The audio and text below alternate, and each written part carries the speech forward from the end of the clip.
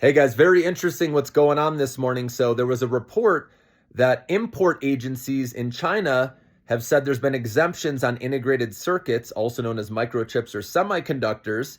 So there could be quietly some relief on tariffs coming out of China, but this has not been confirmed by Chinese authority, okay, or anyone, like President Xi or anyone, high up.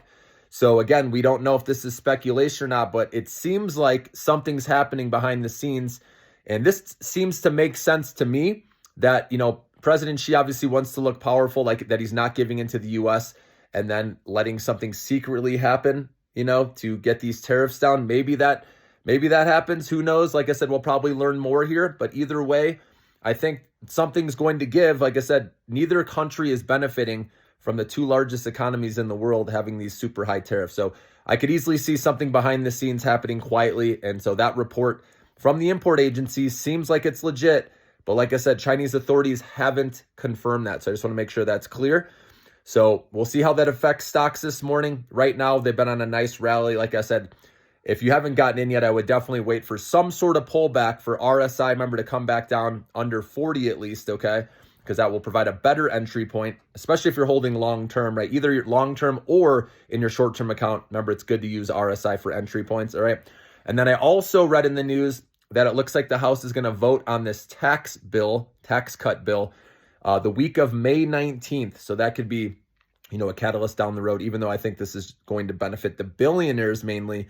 It still could potentially be a catalyst. And obviously then, we could be getting closer to an interest rate cut. Again, it's not likely that an interest rate cut's going to happen at the May meeting, which, remember, that Fed meeting is May 7th when they announced that. And interesting enough, Upstart has their earnings May 6th, remember, the day before.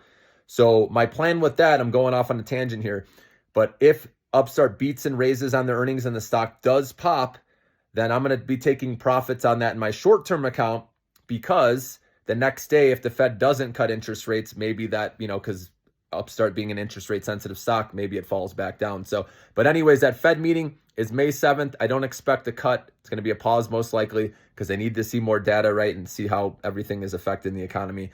June, though, has a higher probability of a rate cut.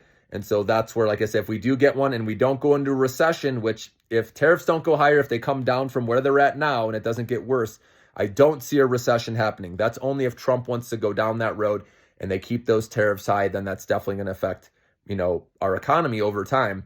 And I think they'll work out something, though. And this is good news that we're hearing at the ports, or at least at the import agencies. They're saying that something is quietly happening behind the scenes.